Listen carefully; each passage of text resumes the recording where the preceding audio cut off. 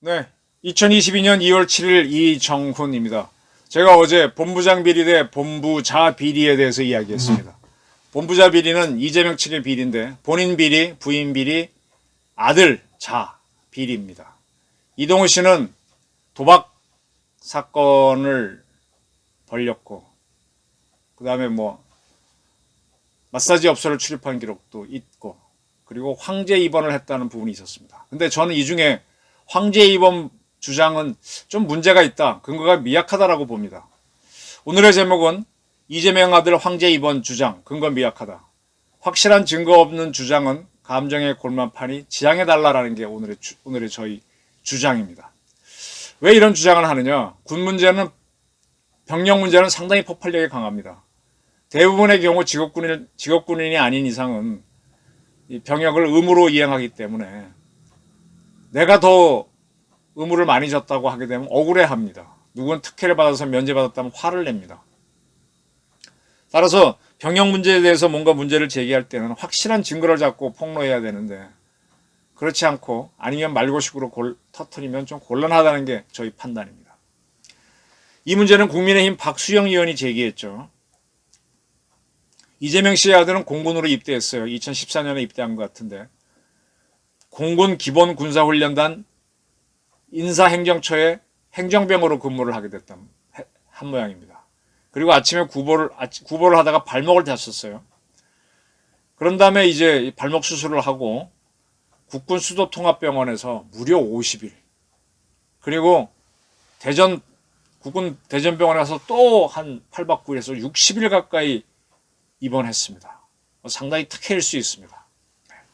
이걸 문제 제기한 건 좋습니다. 근데 이것이 더 강한 폭발력을 가지려면 과연 이 이재명 씨의 아들 발목 다친 게 60일 정도 입원할 만큼 큰 사고였느냐 아니면 경미한 건데 특혜를 줬느냐 이거부터 밝혔어야죠. 그럼 이 친구의 수술 정도를 봤어야 되는데 그 부분이 빠졌다는 겁니다.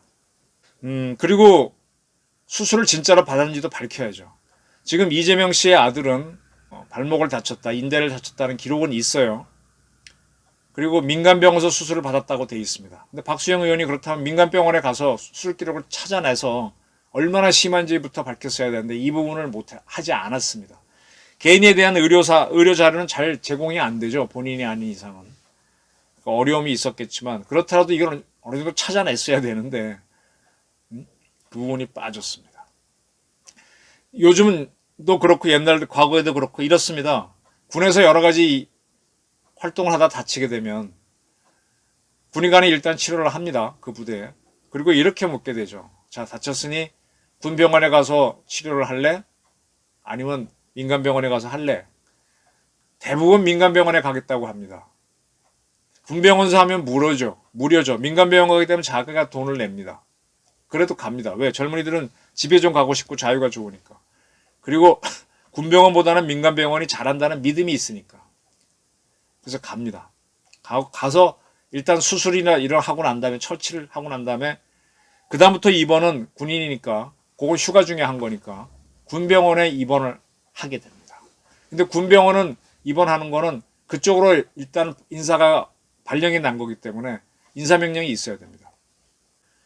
기록에 따르면은 이재명 씨 아들은 2014년 9월 29일 수도통합병원에 입원했습니다. 이건 수도통합병원 입퇴원 확인서로 확인되는 사실입니다. 그렇다면은 이제 국군 수도통합병원으로 보냈다라는 인사 명령이 있어야 되는데 없습니다.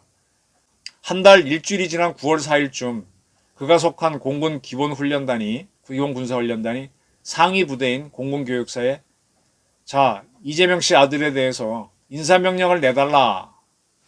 그리고 그가 지금 어쨌든 병원에 가 있는데 그게 근무하다 다친 것인지 확인해달라. 라는 요청을 합니다. 정식 명칭은 전공사상 심사 상신을 하게 됩니다. 그러면서 이 아들은 7월 29일부터 국군 수도통합병원에 입원해 있다. 우리가 보냈다라고 써놨습니다. 보내놓고 명령을 내려달라 그렇게 요구한 거고 전공사상 심사를 해달라라고 요구한 겁니다. 그런데 교육사령부는 수도통합병원에 입원해라라는 인사명령을 내리지 않았다는 게 문제라는 거죠. 좀 설명을 해드리면 전공사상이 뭐냐? 전쟁할 때 전, 우리 공무를 집행하다 할 때 공, 사는 죽을 사, 상은 부상, 상처를 입다 할 때 그 상자입니다. 전투하다가 죽으면 전사, 상처 입으면 전상이고 부대에서 근무하다가 돌아가시면 공사, 다치면 공상이죠. 이 전상이나 공상을 입어야 국군병원에 입원할 수 있습니다. 그러니까 이 이재명 씨 아들이 전쟁은 아니었으니까 공상이라는 걸 판단해 달라는 겁니다.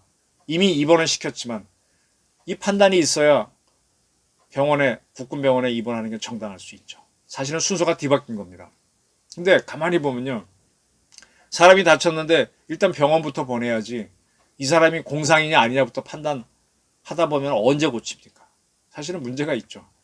그리고 이 심사는요. 누가 다치면 바로바로 열리는 게 아니잖아요. 심사위원들 불러본 데 시간이 걸리니까.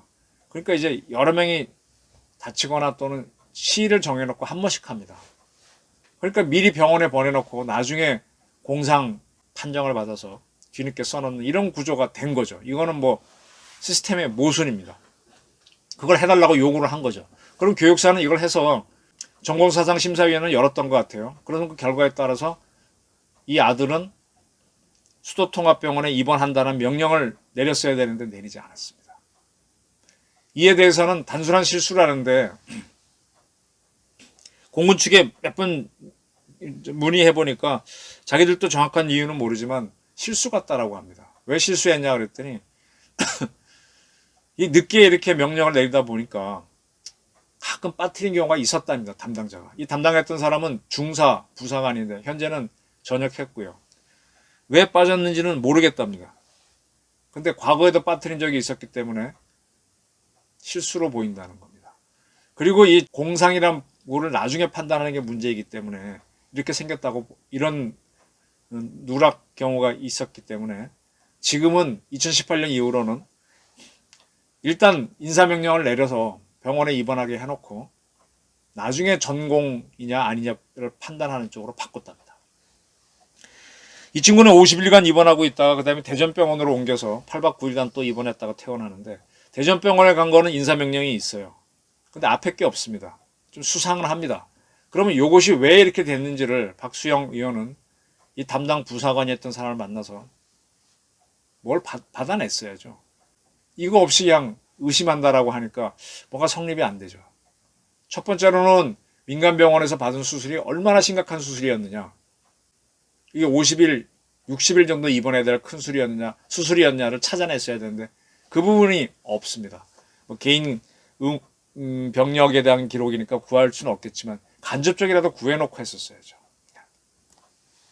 그 다음에 이제 박 의원이 제기한 의혹은 뭔가 하면 이렇게 이제 이재명 씨 아들이 수도통합병원에 있다가 퇴원하고 난 다음에 그 다음 해에 이 수도통합병원과 같이 있는 게 국군 의무사령부인데 이 의무사령부가 이 수도통합병원 부지 중 일부를 보전녹지에서 자연녹지로 변경해 달라고 성남시에 요청합니다.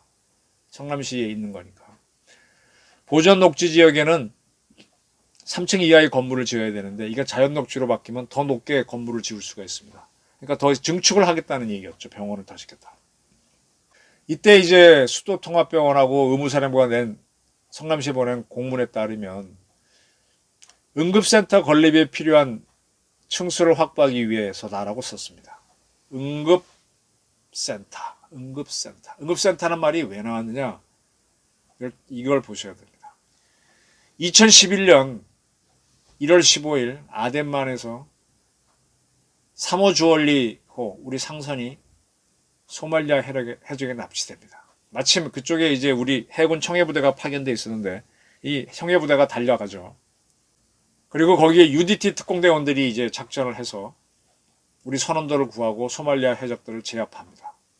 이러한 작전을 아덴만 여명 작전을 펼쳤는데 그때 3호 주얼리 선장인 석혜균 씨가 이 국제 해상 상선 통신망이 있어요. 이건 뭔가 하면 누구나 다 들을 수 있는 겁니다. 우리 보통 통신은 다 비공개로 하는데 이건 다 들을 수 있는 뭐냐? SOS 살려주세요. 뭐 이런 거 통신하는 겁니다.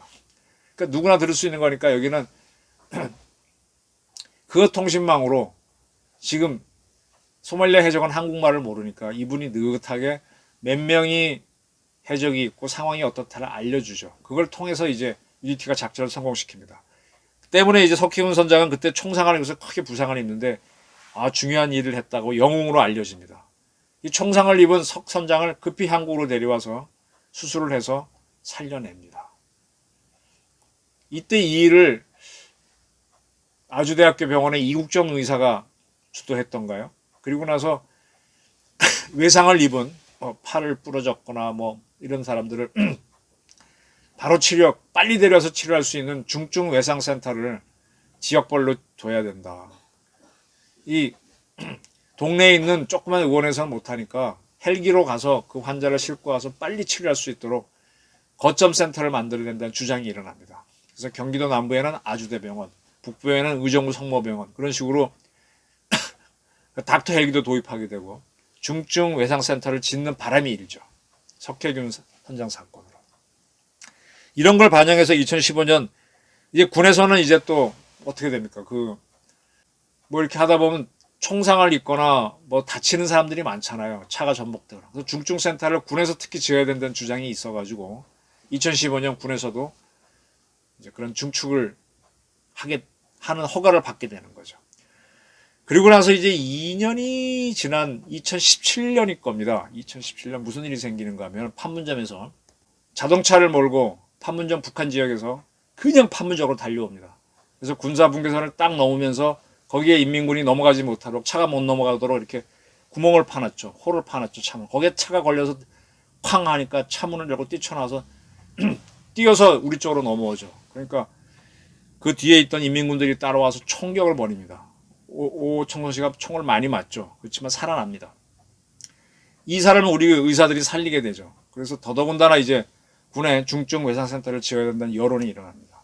그래서 2018년 이 국군 수도통합병원 성남에 있는 그곳에서는 외상센터를 짓게 됩니다.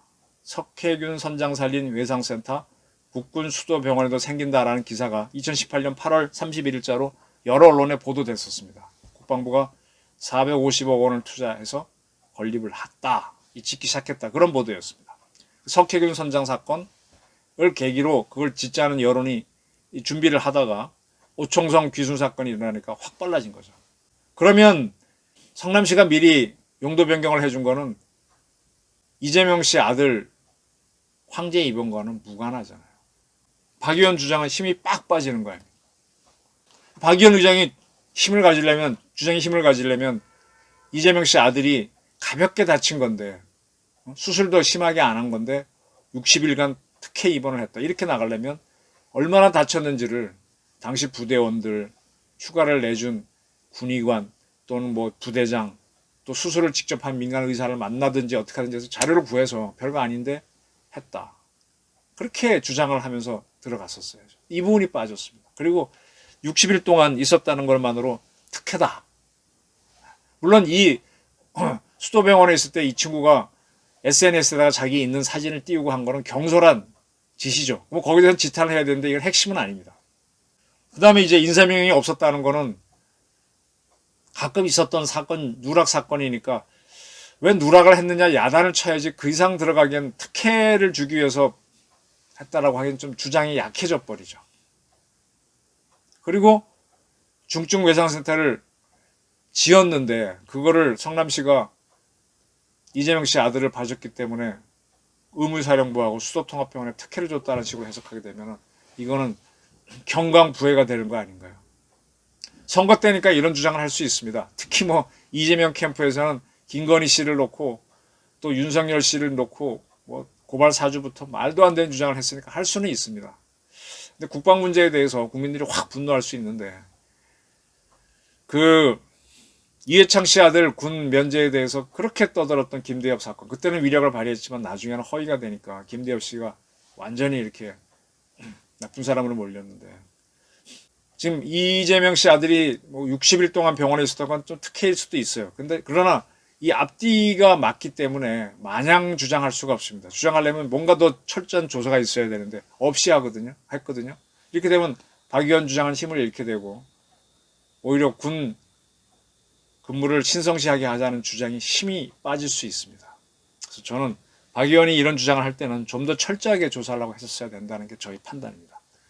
오늘 제가 본부자 비리를 계속 해야 된다는 주장을 하지만 황제 이번 주장은 근거가 미약합니다. 이런 주장은 선거 때라고 하더라도 조금 자제가 하고 더 확실한 걸 가지고 주장을 했으면 하는 바람입니다. 오늘 저희 의견이었습니다. 감사합니다.